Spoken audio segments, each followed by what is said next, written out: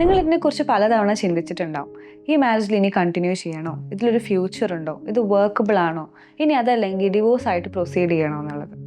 ഇന്നത്തെ വീഡിയോയിൽ ഡിവോഴ്സ് പോലെ ഒരു ഡ്രാസ്റ്റിക് ആയിട്ടുള്ള ഡെസിഷൻ എടുക്കുന്നതിൻ്റെ മുന്നേ ശ്രദ്ധിക്കേണ്ട കുറച്ച് കാര്യങ്ങളെക്കുറിച്ചാണ് നമ്മൾ സംസാരിക്കുന്നത്. പലപ്പോഴും എല്ലാ മാരേജസിലും കാണുന്ന ഒരു പാറ്റേൺ എന്ന് പറയുന്നത് കോൺസ്റ്റൻ്റ് ആയിട്ടുള്ള സെയിം കാര്യങ്ങൾക്കുള്ള റിപ്പീറ്റഡ് ആയിട്ടുള്ള ഫൈറ്റ്സ് ആണ്. ഈ ഒരു ഫൈറ്റ് ഉണ്ടാകുന്ന സമയത്ത് ഈ പാർട്ട്നേഴ്സിൽ ഏതെങ്കിലും ഒരാൾക്ക് കോൺസ്റ്റൻ്റ് ആയിട്ട് അവരുടെ കാര്യങ്ങൾ കേൾക്കാത്ത പോലെ അൺഹേർഡ് ആയിട്ട് ആ റിലേഷൻഷിപ്പിൽ ഒരു ഇൻവിസിബിൾ ആയിട്ടുള്ള ഫീലിംഗ് വരാനുള്ള ചാൻസ് കൂടുതലാണ്. ഇങ്ങനൊരു ഫീലിംഗ് വന്നതുകൊണ്ട് തന്നെ കുറച്ച് മുന്നോട്ട് പോകുന്ന സമയത്ത് അവിടെ കമ്മ്യൂണിക്കേഷൻ വളരെയധികം നെഗറ്റീവായിട്ടായിരിക്കും പോകുന്നത്.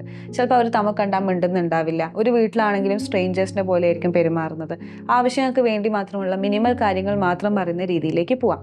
ഈ കാര്യങ്ങൾ അഡ്രസ്സ് ചെയ്യാത്തത് കൊണ്ട് തന്നെ ഇത് ലോങ് ടേമിലേക്ക് വെക്കുന്ന സമയത്ത് ഇതൊരു റെസെൻമെൻ്റ് ആയിട്ട് അല്ലെങ്കിൽ ഇത് മനസ്സിൽ എന്നും കിടക്കുന്ന ഒരു കാര്യമായി മാറാനുള്ള ചാൻസസ് കൂടുതലാണ്. അപ്പം ഇങ്ങനെയാവുന്ന സമയത്ത് നമുക്ക് എപ്പോഴും ഇത് കോൺസ്റ്റൻ്റ് ആയി കുറേ കാലം ഉണ്ടാകുന്ന സമയത്ത് നമുക്ക് ആ റിലേഷൻഷിപ്പ് ശരിക്കും വർക്ക് ചെയ്യുന്നൊരു കാര്യമാണോ, ഇവിടെ ഞാൻ ഹാപ്പിയാണോ, ഇതിൻ്റെ ഫ്യൂച്ചർ എങ്ങനെയായിരിക്കും, എങ്ങനെയുള്ള ഒരുപാട് ക്വസ്റ്റ്യൻസ് വരാനുള്ള ചാൻസസ് കൂടുതലാണ്. അതിൻ്റെ കൂടെ തന്നെ ഇത് ഇമോഷണലി വളരെയധികം പെയിൻഫുൾ ആയിട്ടുള്ളൊരു പ്രോസസ്സാണ്. പലപ്പോഴും ഡിവോഴ്സ് ചെയ്യാം അല്ലെങ്കിൽ ഇത് ഡിവോഴ്സ് ആവേണ്ട ഒരു കാര്യമാണ് എന്ന് ഡിസിഷൻ എടുക്കുന്നത് ഒരു ഇമോഷണൽ ആയിട്ടുള്ള എക്സോഷൻ കാരണമാണ്. കാരണം കോൺസ്റ്റൻ്റ് ആയിട്ട് ഇങ്ങനെ കുറേ കാര്യങ്ങൾ ഹോൾഡ് ചെയ്ത് വെച്ചിട്ടുണ്ട്, പണ്ടത്തെ കാര്യങ്ങളൊന്നും സോൾവ് ചെയ്തിട്ടില്ല, പിന്നെയും ഫൈറ്റ്സ് വരുന്നുണ്ട്, എപ്പോഴുമുള്ള ഹേർട്ടും അതുപോലെ തന്നെ എക്സോസ്റ്റഡ് ആയിട്ട് ഫീൽ ചെയ്തു മതിയായി എന്നുള്ളൊരു തോട്ടിൽ നിന്നാണ് ഡിവോഴ്സ് എന്ന് പറയുന്ന ഡെസിഷനിലേക്ക് പല ആൾക്കാർ കിടക്കുന്നത്. ഡിവോഴ്സ് എന്ന് പറയുന്നത് ഒരിക്കലും ഒരു മോശം കാര്യമല്ല. ഇപ്പം നമ്മുടെ പാർട്ട്ണറിൻ്റെ കൂടെ നമുക്ക് ഒട്ടും വർക്ക് ആയിട്ട് പോകാൻ പറ്റാത്ത ഒരു റിലേഷൻഷിപ്പാണ്, എത്ര പറഞ്ഞിട്ടും ചേഞ്ച് ഇല്ല, നമ്മൾ നോക്കിയിട്ടും വലിയൊരു ഡിഫറൻസ് വരുന്നില്ല, എപ്പോഴും ഇമോഷണലി നമ്മൾ അവിടെ ഭയങ്കര സഫോക്കേറ്റഡ് ആയിട്ട് ജീവിക്കുകയാണെങ്കിൽ തീർച്ചയായിട്ടും അങ്ങനത്തെ സിറ്റുവേഷനിൽ നമുക്ക് ഡിവോഴ്സ് എന്ന് പറയുന്ന ഒരു ഓപ്ഷൻ തന്നെ എടുക്കാം. പക്ഷേ ഒരിക്കലും ഡിവോഴ്സ് എന്ന് പറയുന്ന ഒരു ഓപ്ഷൻ ആ ഒരു പെയിൻ അല്ലെ എക്സോഷൻ കാരണം എടുക്കേണ്ടതല്ല. ഒരു റിലേഷൻഷിപ്പിനെ കുറിച്ച് ക്ലാരിറ്റി വന്നതിൻ്റെ ശേഷം ഓക്കെ ഇനി ഇത് വർക്ക് ആവില്ല എന്ന് മനസ്സിലാക്കുന്ന സമയത്താണ് അങ്ങനെ ഒരു ഡിസിഷൻ എടുക്കേണ്ടത്. പക്ഷേ അതിനുവേണ്ടി നമുക്ക് റിഫ്ലക്റ്റ് ചെയ്യാൻ പറ്റുന്ന കുറച്ച് ചോദ്യങ്ങളാണ് അടുത്ത് നമ്മൾ നോക്കാൻ പോകുന്നത്. ആദ്യം നമ്മൾ ചോദിക്കേണ്ട ഒരു ചോദ്യം, എന്തുകൊണ്ടാണ് ഇങ്ങനെ കോൺസ്റ്റൻ്റ് ആയിട്ടുള്ള ഫൈറ്റ് ഉണ്ടാകുന്നത്? ഒരു എക്സാമ്പിൾ എടുക്കുകയാണെങ്കിൽ ചിലപ്പോൾ വീട്ടിലെപ്പോഴും പ്രശ്നം ഉണ്ടാകുന്നത് പാത്രം കഴുകി വെക്കാത്തത് കൊണ്ടായിരിക്കാം, അല്ലെങ്കിൽ നനഞ്ഞ ടവൽ ബെഡിലിടുന്നത് കൊണ്ടായിരിക്കാം, കുട്ടിയെ സ്കൂളിൽ കൊണ്ടാക്കാത്തത് കൊണ്ടായിരിക്കാം. ഇങ്ങനെ ചെറിയ കാണുമ്പം സില്ലി ആയിട്ടുള്ള തോന്നുന്ന കാര്യങ്ങൾക്കായിരിക്കും ഫൈറ്റ് ഉണ്ടാകുന്നത്. പക്ഷേ അത് ജസ്റ്റ് ഒരു സർഫസ് ലെവലിലാണ്. നമ്മൾ ഡീപ്പർ ലെവലിലേക്ക് പോകുന്ന സമയത്ത് ജസ്റ്റ് ആ പാത്രം കഴുകി വെക്കാത്തത് കൊണ്ടല്ല അവിടെ ഒരു വലിയൊരു പ്രശ്നം ഉണ്ടാകുന്നത്. അതിൻ്റെ കാരണം എന്ന് പറയുന്നത് വീട്ടിൽ ഒരുപാട് കാര്യങ്ങൾ ഞാൻ ഒറ്റയ്ക്കാണ് ചെയ്യുന്നത്, എനിക്ക് നിങ്ങളുടെ ഭാഗത്തു നിന്ന് ഒരു ഹെൽപ്പും കിട്ടുന്നില്ല, ഇവിടെ ഒരു പാർട്ട്ണർഷിപ്പ് ഉണ്ടാവുന്നില്ല എന്നുള്ള ഒരു അൺമെറ്റ് നീഡ് കാരണമാണ് ആ ഫൈറ്റ് ഉണ്ടാകുന്നത്. സോ ആദ്യം റിഫ്ലക്റ്റ് ചെയ്യേണ്ടത് ഈ ഫൈറ്റ് എന്തുകൊണ്ടാണ് നടക്കുന്നത്. അതിൻ്റെ ഡീപ്പർ ലെവലിലേക്ക് പോകുമ്പോൾ ഇതിൽ ഏത് പാർട്ട്ണറിൻ്റെ ഒരു ഇമോഷണൽ നീഡാണ് അല്ലെങ്കിൽ അവരുടെ എന്ത് നീഡാണ് ഇവിടെ മീറ്റ് ആവാത്തത് കൊണ്ട് ആണ് ഈ ഫൈറ്റ് ഉണ്ടാകുന്നത് എന്നുള്ളത് റിഫ്ലക്റ്റ് ചെയ്യുന്നത് നല്ലതായിരിക്കും. അടുത്തതായി നമ്മൾ നോക്കേണ്ട ഒരു കാര്യം എന്ന് പറയുന്നത് ഈ കോൺഫ്ലിക്ട്സ് ഉണ്ടാകുന്ന സമയത്ത് നമ്മൾ റിയാക്ട് ചെയ്യുന്നത് നമ്മളുടെ പാർട്ട്ണറിനോടാണോ അല്ലെങ്കിൽ ശരിക്കും ആ സിറ്റുവേഷനോട് മാത്രമായിട്ടാണോ നമ്മൾ ഇത്ര പൊട്ടിത്തെറിക്കുന്നത് അല്ലെങ്കിൽ ഇത്ര ഒരു കോൺഫ്ലിക്റ്റിലേക്ക് റീഡ് ചെയ്യുന്നത്, അല്ലെങ്കിൽ നമ്മളുടെ ഉള്ളിലുള്ള നമ്മളുടെ പഴയ എന്തെങ്കിലും ഒരു വൂണ്ട് കാരണമാണോ നമ്മൾ ഈ പ്രശ്നം ഇത്ര ഉള്ളിലേക്ക് എടുക്കുന്നതെന്ന് ശ്രദ്ധിക്കണം.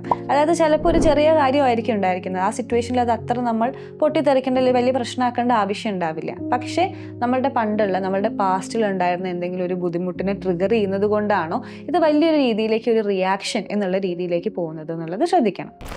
മൂന്നാമതായി നമ്മൾ റിഫ്ലക്റ്റ് ചെയ്യേണ്ട ഒരു കാര്യം എന്ന് പറയുന്നത് നമ്മളുടെ ഇടയിൽ, അതായത് എൻ്റെയും പാർട്ട്ണറിൻ്റെ ഇടയിൽ ഒരു സ്ട്രക്ചേർഡ് ആയിട്ടുള്ള കമ്മ്യൂണിക്കേഷൻ ഉണ്ടോ എന്നുള്ളതാണ്. പലപ്പോഴും ഒരു കോൺഫ്ലിക്റ്റ് ഉണ്ടാകുന്ന സമയത്ത് അപ്പം തന്നെ അതിനെക്കുറിച്ച് സംസാരിച്ച് നല്ല ലോജിക്കലായി സംസാരിച്ച് സോൾവ് ചെയ്യുക എന്ന് പറയുന്നത് ബുദ്ധിമുട്ടാണ്. കാരണം ആ സമയത്ത് നമ്മളുടെ ഇമോഷൻസ് ഭയങ്കര ഹൈ ആയിരിക്കും, നമ്മൾ ചിലപ്പോൾ ഹേർട്ട്ഫുൾ ആയിട്ടുള്ള കാര്യങ്ങളൊക്കെ സംസാരിക്കാനുള്ള ചാൻസ് കൂടുതലാണ്. പക്ഷേ അതിന് പുറമേ ആയിട്ട് നമ്മളൊന്ന് സെറ്റിൽ ആവുന്ന സമയത്ത് ഓക്കെ നിനക്ക് എന്തുകൊണ്ടാണ് വിഷമമായത്, എനിക്കിതുകൊണ്ടൊക്കെയാണ് വിഷമമായത്, എന്താണ് എൻ്റെ എക്സ്പെക്റ്റേഷൻ, നിൻ്റെ എക്സ്പെക്റ്റേഷൻ എന്താണ് എന്നുള്ളൊരു സ്ട്രക്ചേർഡ് ആയിട്ടുള്ള കമ്മ്യൂണിക്കേഷൻ ഉണ്ടായിരുന്നോ നിങ്ങളുടെ റിലേഷൻഷിപ്പിൽ എന്നുള്ളത് റിഫ്ലക്റ്റ് ചെയ്യും. അടുത്തതായി നമ്മൾ നോക്കേണ്ട കാര്യം നമ്മുടെ പാർട്ട്ണറിൻ്റെ ഇമോഷണൽ നീഡ്സ് എന്തൊക്കെയാണെന്ന് നമ്മൾ മനസ്സിലാക്കിയിട്ടുണ്ടോ, അതിനുവേണ്ടി നമ്മൾ വർക്ക് ചെയ്യാൻ ശ്രമിച്ചിട്ടുണ്ടോ എന്നുള്ളതാണ്. ഈ ചോദ്യങ്ങളൊക്കെ ചോദിച്ചു കഴിയുമ്പോൾ തന്നെ നമ്മൾ റിലേഷൻഷിപ്പിലെ ഏതൊക്കെ ഏരിയയിലാണ് മിസ് ചെയ്തിട്ടുള്ളത് അല്ലെങ്കിൽ ഏതൊക്കെ ഏരിയയിൽ വർക്ക് ചെയ്യണം എന്നുള്ള കാര്യങ്ങൾ നമുക്കൊരു ഐഡിയ കിട്ടും. പല കപ്പിളും അവരുടെ ഇടയിലുള്ള പ്രശ്നങ്ങൾ ഒറ്റയ്ക്ക് തന്നെയാണ് സോൾവ് ചെയ്യാനായിട്ട് നോക്കാറ്. പക്ഷെ നേരത്തെ പറഞ്ഞ പോലെ തന്നെ ഒരു പ്രശ്നം ഉണ്ടാകും, ഇമോഷൻസ് വളരെയധികം ഹൈ ആയിരിക്കും, നമ്മൾ റിയാക്റ്റീവ് മോഡിലായിരിക്കും സംസാരിക്കുന്നത്. ഞാൻ പറയുന്ന കാര്യങ്ങൾ ശരിയാണ്, ഞാൻ പറയുന്നത് മാത്രമാണ് ശരി എന്ന് പ്രൂവ് ചെയ്യാനായിരിക്കും നമ്മൾ ചില സമയത്ത് ആ സമയത്ത് നോക്കുന്നത്. അപ്പോൾ അതുകൊണ്ട് തന്നെ കോൺഫ്ലിക്ട്സ് ആ സമയത്ത് സോൾവ് ചെയ്യുക അല്ലെങ്കിൽ പിന്നീട് ആ റെസെൻമെൻ്റ് ഉള്ള പീരീഡിൽ സോൾവ് ചെയ്യുക എന്ന് പറയുന്നത് ഡിഫിക്കൾട്ടായിരിക്കും. അതുകൊണ്ട് തന്നെ ചിലപ്പോൾ നമുക്ക് ട്രൈ ചെയ്തിട്ടും വലിയ ചേഞ്ചസ് ഒന്നും വലിയ നോട്ടീസ് ചെയ്യുന്നുണ്ടാവില്ല. ഇങ്ങനെ ഈ സിറ്റുവേഷനിൽ നമുക്ക് നോക്കാൻ പറ്റുന്ന ഒരു ഓപ്ഷനാണ് കപ്പിൾ കപ്പിൾ തെറാപ്പി എന്ന് പറയുന്നത്. ഒരു പ്രൊഫഷണലി ഈ മാരേജിനെയും റിലേഷൻഷിപ്പിനെയും ഒക്കെ പഠിച്ച ആൾ നിങ്ങളെ ഹെൽപ്പ് ചെയ്യാനായിട്ട് ഒരു തേർഡ് പേഴ്സണായി നിൽക്കുന്ന സമയത്ത് രണ്ടുപേരുടെ കാര്യങ്ങൾ കേട്ട് മനസ്സിലാക്കി, നിങ്ങളുടെ പാറ്റേൺസ് മനസ്സിലാക്കി, എവിടെയൊക്കെ നിങ്ങൾ വർക്ക് ചെയ്യണം, എങ്ങനെയൊക്കെ നിങ്ങൾക്ക് കമ്മ്യൂണിക്കേഷൻ ഇമ്പ്രൂവ് ചെയ്യാം, അല്ലെങ്കിൽ ഏതൊക്കെ ഏരിയയാണ് കുറച്ചും കൂടി ഇമ്പോർട്ടൻസ് കൊടുക്കേണ്ടത് എന്നുള്ളൊരു ഗൈഡൻസ് തരുന്നതായിരിക്കും. കപ്പിൾ തെറാപ്പി എന്ന് പറയുമ്പോൾ എല്ലാ മാരേജസും സേവ് ചെയ്യുക എന്ന് പറയുന്ന കാര്യമല്ല. അവിടെ ഒരു തെറാപ്പിസ്റ്റിൻ്റെ അടുത്ത് പോയി കാര്യങ്ങൾ ഡിസ്കസ് ചെയ്യുന്ന സമയത്ത് നിങ്ങൾ ഡിവോഴ്സ് എന്ന് പറയുന്ന ഒരു ഡിസിഷൻ എടുക്കുന്നതിന് മുന്നേ ഒരു ക്ലാരിറ്റി കിട്ടാനും, അല്ലെങ്കിൽ ഈ ഒരു റിലേഷൻഷിപ്പ് വർക്ക് ചെയ്യാൻ പറ്റുന്ന ഒരു കാര്യമാണോ എന്ന് മനസ്സിലാക്കാനും, ഇനി ആണെങ്കിൽ തന്നെ അത് നമുക്ക് ഏതൊക്കെ ഏരിയയിൽ എങ്ങനെയൊക്കെ വർക്ക് ചെയ്യാം എന്നുള്ളൊരു ഗൈഡൻസ് ആയിരിക്കും നിങ്ങൾക്ക് കപ്പിൾ തെറാപ്പി സെഷൻസിൽ കൂടുതലായി കിട്ടുന്നത്. സോ അങ്ങനത്തെ ഒരു ഓപ്ഷൻ നിങ്ങൾക്ക് എക്സ്പ്ലോർ ചെയ്യാൻ താല്പര്യമുണ്ടെങ്കിൽ ഒപ്പത്തിൽ we do have couple therapist available. നമ്മൾ ഡിസ്ക്രിപ്ഷൻ ബോക്സിൽ ലിങ്ക് കൊടുക്കുന്നതായിരിക്കും. You can check it out. ചില മാരേജസ് നമുക്ക് വർക്ക് ചെയ്യാൻ പറ്റുന്ന അല്ലെങ്കിൽ ഫിക്സബിൾ ആയിട്ടുള്ള കാര്യങ്ങളിലായിരിക്കും കോൺഫ്ലിക്ട്സ് ഉണ്ടാകുന്നത്. പക്ഷേ ചില മാരേജ് നമുക്ക് ഫിക്സ് ചെയ്യാൻ പറ്റില്ല, അത് എൻഡ് ചെയ്യേണ്ടത് തന്നെയാണ്. പക്ഷേ നമ്മൾ ശ്രദ്ധിക്കേണ്ട ഒരു കാര്യം, ഡിവോഴ്സ് എന്നുള്ള ഡിസിഷനിലേക്ക് പോകുന്നതിൻ്റെ മുന്നേ ഇത് എനിക്കുണ്ടാകുന്ന വിഷമത്തിനോ പെയിനെന്നോ എക്സോഷനോ മാത്രമല്ല ഞാൻ എടുക്കുന്നത്, എനിക്ക് ക്ലിയർ ആയിട്ടുള്ളൊരു ക്ലാരിറ്റി കിട്ടിയതിന് ശേഷം എടുക്കുന്ന ഒരു ഡിസിഷനാണ് എന്ന് ഉറപ്പുവരുത്തുക. Clarity changes everything. So what do you think about this? ലെറ്റ് us know in the comments. നിങ്ങളുടെ റിലേഷൻഷിപ്പ് എത്ര ഹെൽത്തി ആണെന്ന് മനസ്സിലാക്കാൻ നമ്മൾ ടീം ഓഫ് സൈക്കോളജിസ്റ്റ് ഒരു ഫ്രീ റിലേഷൻഷിപ്പ് അസസ്മെൻറ്റ് ഫോം തയ്യാറാക്കിയിട്ടുണ്ട്. അതിൻ്റെ ലിങ്ക് നമ്മൾ ഡിസ്ക്രിപ്ഷൻ ബോക്സിലും അതുപോലത്തെ കമൻസിലും കൊടുക്കാം. So please to check it out. Thank U.